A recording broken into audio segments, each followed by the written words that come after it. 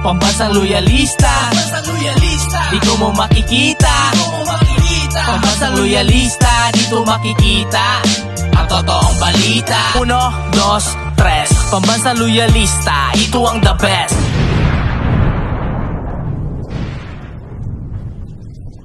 Masayang araw po, mga ka-PL. Good news.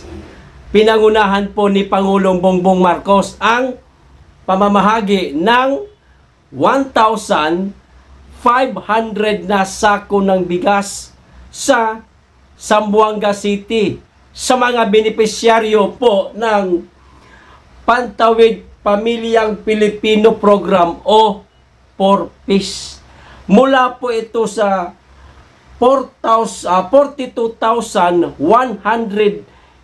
sako ng bigas na nakumpiska ng Bureau of Customs.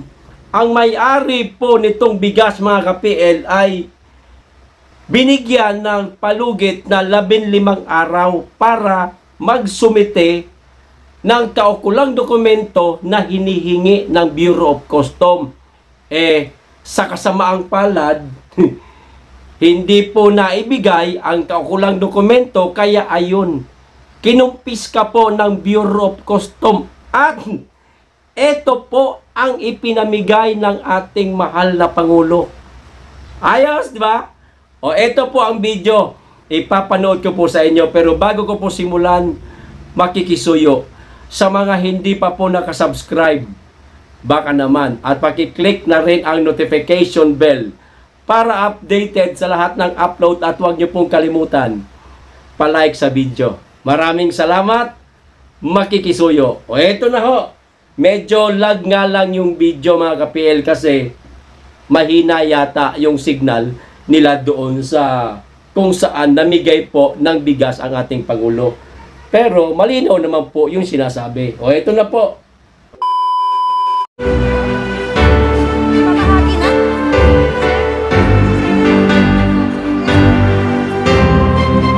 Kasalukuyang namamahagi ng bigas ang ating Pangulo sa mga beneficiaries.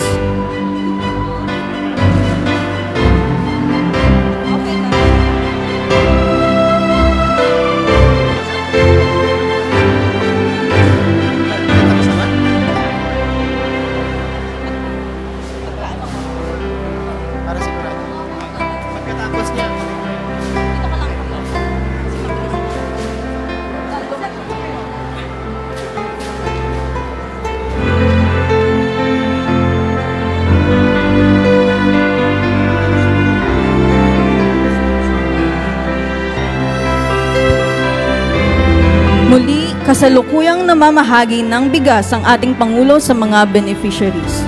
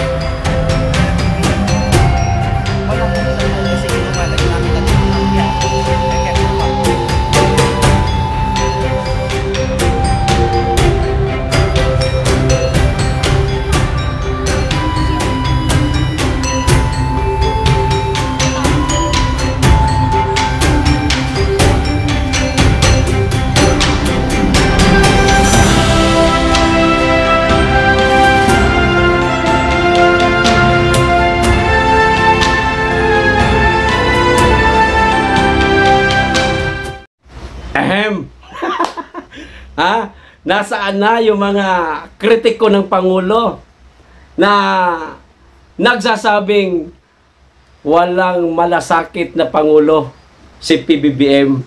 Nasaan na kayo? Ito ba yung walang malasakit? Walang silbi?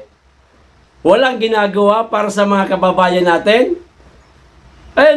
Siya mismo nagbubuhat ng sako, nag-aabot sa mga benepisyaryo ng 4PIS. O ano kayo ngayon? Yung lagi kong pinag-iinitan dito. Yung tatlong vlogger. Ano masabi nyo rito? Ha? Pahiya na naman kayo. May mga pink, kakang pink, o ayan. Yung ibang politiko na hybrid dilawan, ano na, aribaga, yung inyong sinasabing walang kwentang presidente, ay yung tatlong vlogger na tanga. Ito ba yung smuggler na presidente? O ayan o, maliwanag mga ka-PL. Ayos, the best po ang Pangulo natin. Sana marami pang makumpiskang bigas na tulad nito. Sana magsipag pa rin ang Bureau of Customs.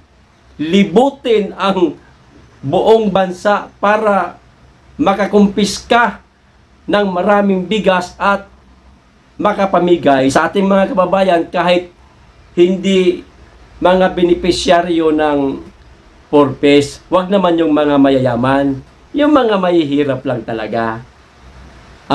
Sa ngayon, mga ka-PL, ang binigyan ng ating Pangulo, etong mga benepisyaryo lang po muna ng purpose. O wag po tayong magtatampo ha. Tayong hindi benepisyaryo, relax lang po. Baka isang araw, meron pong maiaabot sa atin ang Pangulo. Sa ngayon, hayaan na po muna natin sila at sila naman po ang mas karapat dapat na tulungan.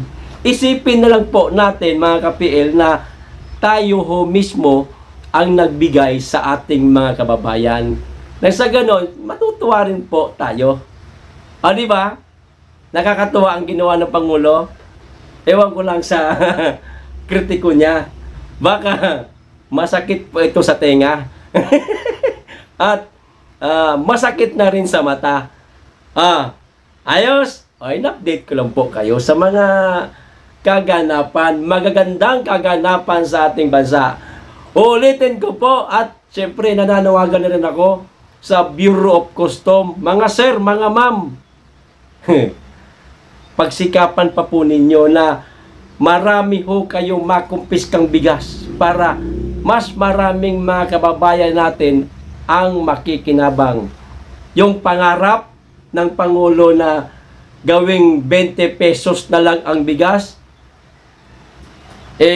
mas matindi pa ang ginawa niya ngayon Namigay pa Hindi lang 1 kilo. Isang sako na bigas, Kung hindi ako nagkakamali, ito yata yung tig 25 kilo kada sako. Hindi po ito yung 50. Yung 25, yung kalahating kaban lang. Ayos na rin. Matagal-tagal na rin itong gamitin ng ating mga kababayan. Ang pangarap ng ating Pangulo maging 20 pesos ang bigas, pero hindi lang. Yun ang ginawa niya, kundi namahagi pa ng sangkaterbang bigas. Ayos, Mr. President. Saludo po kami sa iyo. Maraming salamat po sa kabutihan ninyo. Okay? Hanggang dito lang po mga ka-PL. Maraming salamat po sa inyo lahat. Mag-ingat kayong lagi. Be blessed.